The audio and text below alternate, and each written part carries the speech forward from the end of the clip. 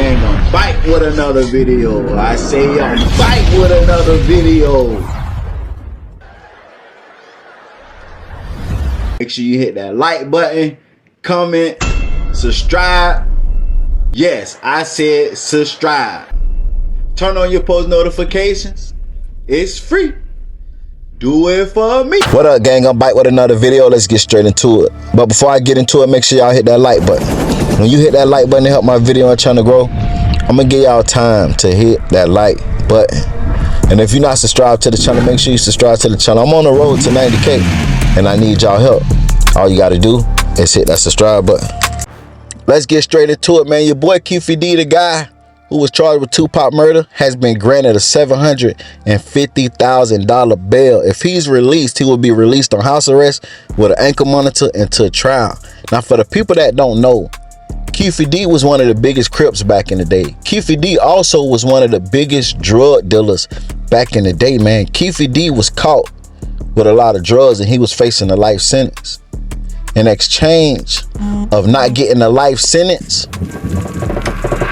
they say, hey, tell us what we want to know about the Tupac death. Because y'all know that Keefe is the uncle of Orlando Anderson, the one that allegedly shot and killed Tupac.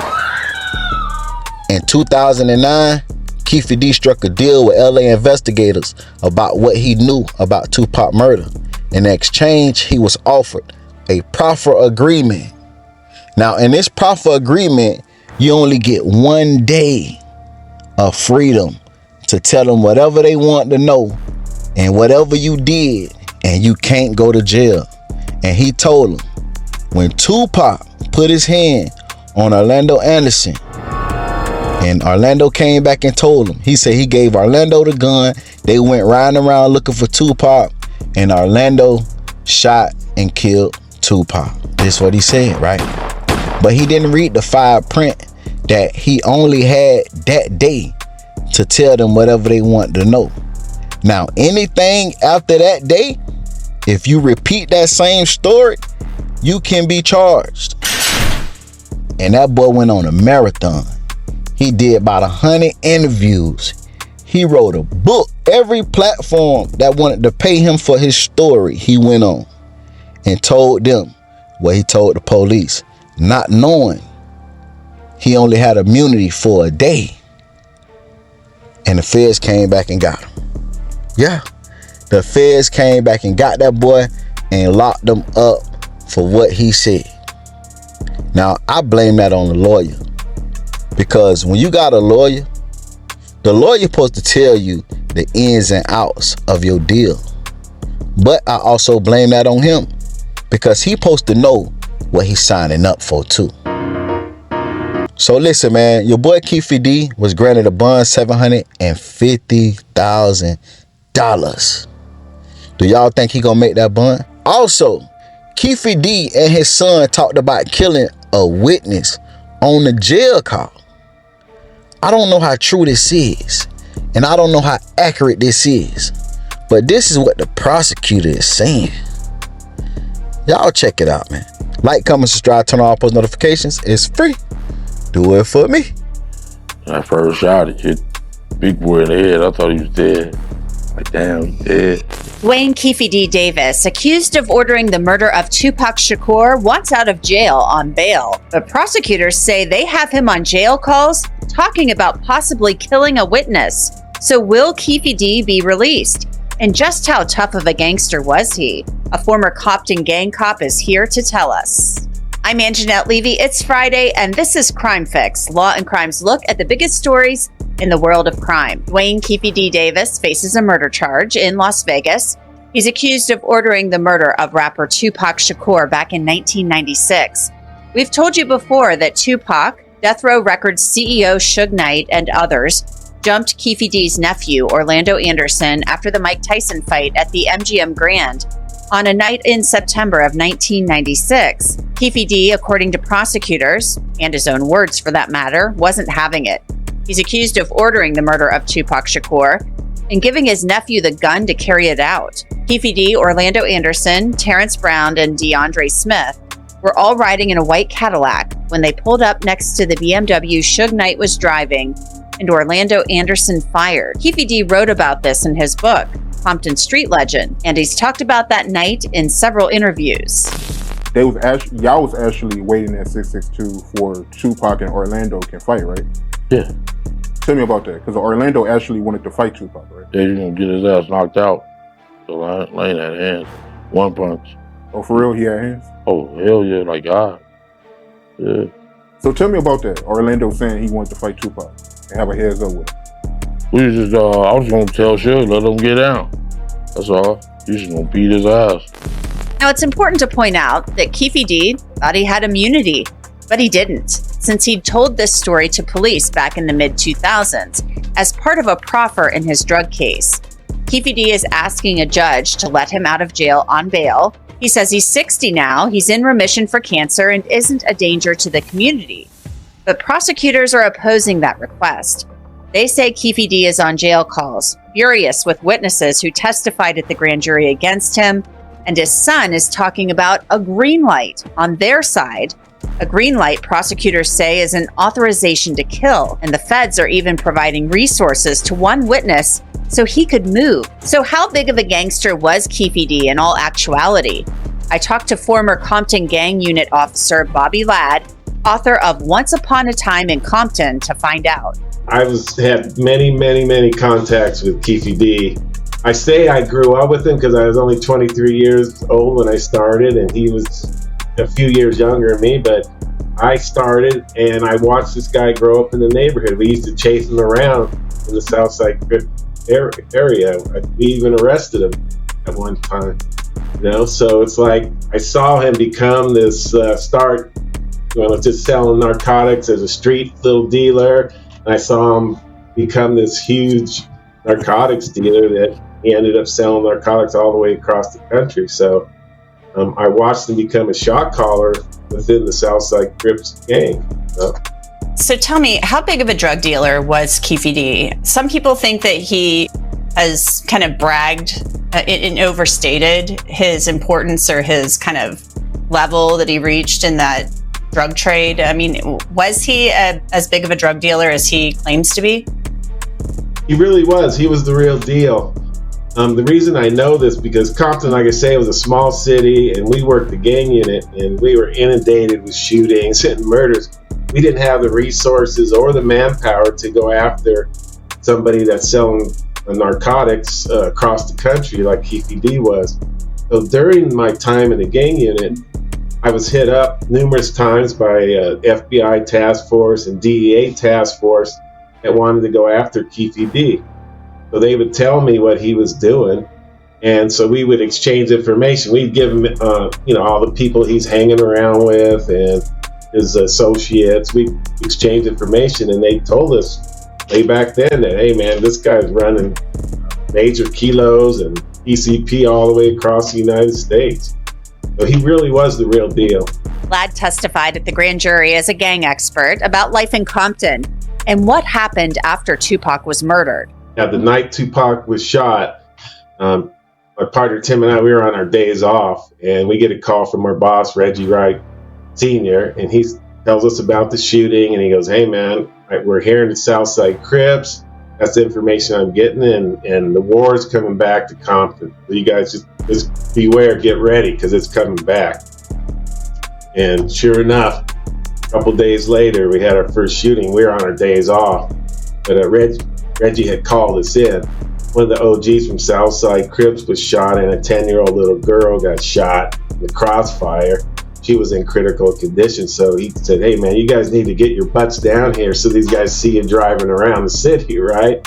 When we got there that day, it was kind of eerie because Compton's usually bustling, man. People everywhere, people at the parks, everything, and we were driving around and there was nobody out. I mean, it was weird. We were like looking at each other, go, man, these people know, the streets talk, We were driving around and we didn't see anybody out at the time. It was kind of weird. So we knew something was coming, and sure enough, it did. Ladd also told me they knew days after Tupac was shot who was responsible. We had informants call us that 2 days later, right? Cadillac was already gone. So on this street on Alondra, there was a car shop where they repaired cars, and a lot of Crips and hung out there. It was a known place. We got a call from our informant, and they said that Gary Monk and I think it was Orlando brought this car into their place, and it had a bullet hole in the back, right? And they repaired it and let him go, but our informant didn't call us till 2 days later. So we were pissed about that, right? So we were never able to track down that Cadillac with supposedly a bullet hole in it, because I guess Untry was supposedly shot back at the Cadillac after they shot Tupac and Suge in Vegas. So if they knew all of this, why was no one arrested for 27 years? Ladd says the answer is simple. No one was cooperating. You know, you have to have people who are there that's going to ID somebody, you know? So I always put it on Suge Knight because he was the one that was there, and I believe that he saw Keefe D. You know, they grew up together, and Suge Knight's the kind of person, he already said it, hey, let the police do it. But he could have said it, he could have told the truth 27 years ago, and we probably wouldn't be going through this now. That's what I just put it on Suge Knight, because gang cases are really, really hard. I've investigated thousands of gang cases, and they're hard to prove, man, because nobody wants to be involved. Joining me to discuss this claim by prosecutors in Keefe D's case is Adrienne Lobo. She's a criminal defense attorney in Las Vegas. Adrienne, welcome back to Crime Fix. Thanks for coming on. Thanks for having me. Adrienne, prosecutors are saying, look, there is plenty of evidence to show that Keefe D ordered Tupac Shakur's murder. And not only that, but we have jail calls where it appears he's talking with his son about possibly harming a witness.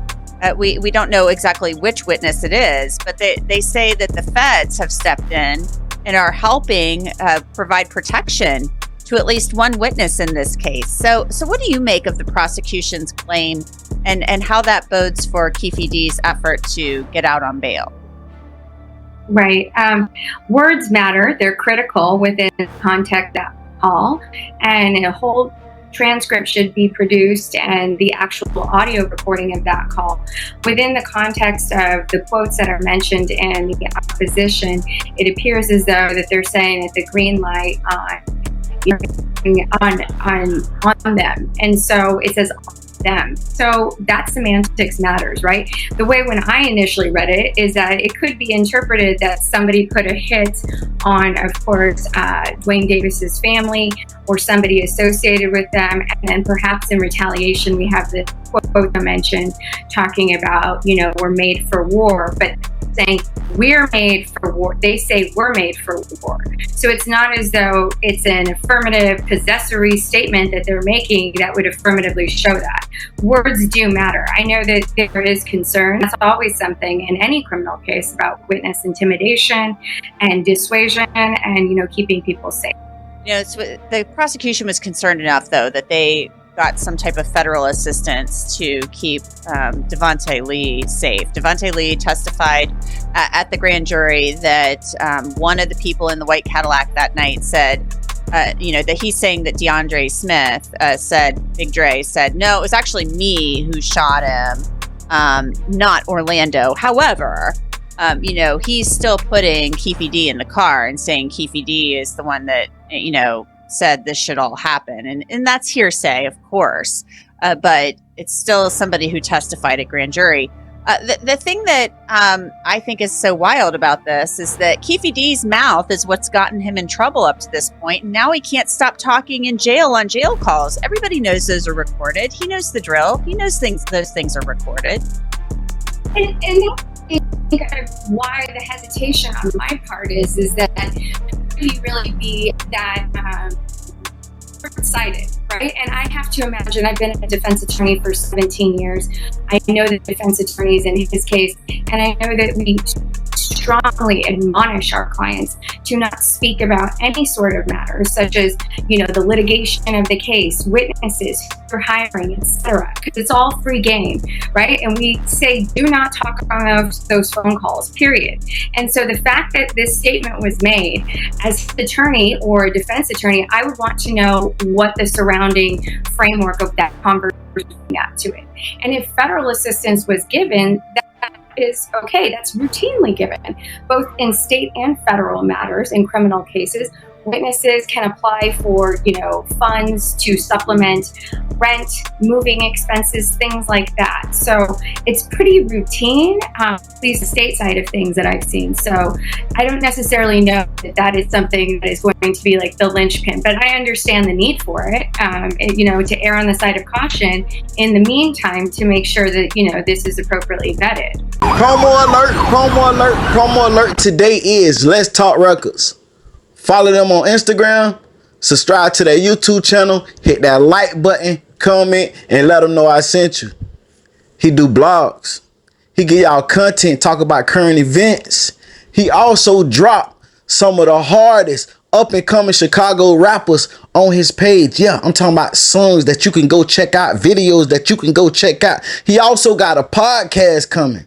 Y'all make sure y'all go tap in, man. The link will be down in the comment section. Got a dope flow, but you still rock with me. Play action, come shop with me. Stand up, hands up, this for everybody. I am us. I just want y'all to know, man, I'm helping people get monetized. If y'all don't know, man, I be behind the scenes. I be behind the scenes helping these new YouTubers get monetized, helping their channel grow. A lot of people you see I do promo for, I'm behind the scenes helping their channel grow. If you a small YouTuber and you trying to get monetized, you need 1,000 subscribers, you need 4,000 watch hours, hit me up on Instagram at Music101CEO, and we're gonna get the business clear, man. I'm gonna put something right here, man. You can see this young lady right here, she put the work in. She listened to what I said and she put the work in, and she got results quick as a motherfucker. You hear me? Listen, I thought it was a glitch. I ain't gonna lie, she is the fastest growing YouTuber that I ever gave advice or help in my life, for real. Because a lot of y'all be procrastinating. It's a lot of YouTubers that I took under my wing and they not consistent. This young lady right here, she was consistent. I told her an idea, I gave her some tips, in less than a week, her numbers tripled. Her numbers tripled. A month later, she monetized. Man, listen, if you're trying to win, hit me up on Instagram, Music101 CEO. Every day you wake up, you need to promote your company. Every day you wake up, you need to promote your brand. A lot of people don't like to pay for promotion. Well, guess what? You need to turn into a promoting guru. Marketing is the #1 key to success. A lot of people is not making it in life when it comes to company, businesses, or music, or talent, whatever it is, the product you're selling, whatever it is, because not enough people have seen or know you exist. You can have the best product in the world. You could be the best rapper in the world. You can have the best company in the world. But if we don't know you exist, how can we engage? You need to put it in their face every day. You post it every day. I don't care if you get 1 like, post it again, post it again, post it again. They either gonna unfollow you or they gonna engage. If I see something come across my phone 5, 6 times, I'm gonna eventually tap on it to see what it's about. Marketing, promoting is the key to success. Y'all better get to it. Music 101.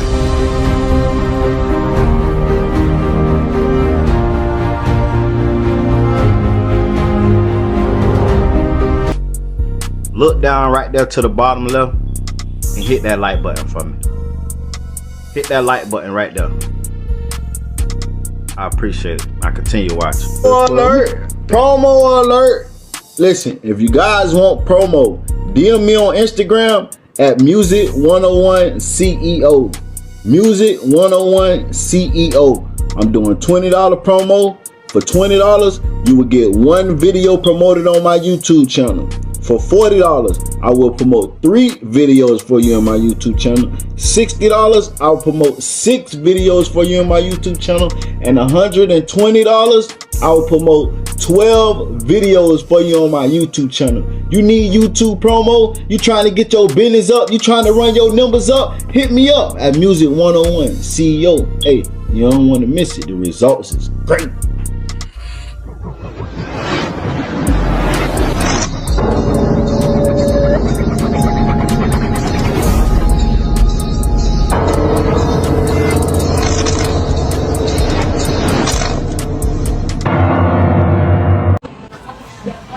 Music. Thank you, Music 101 CEO. Thank you, baby.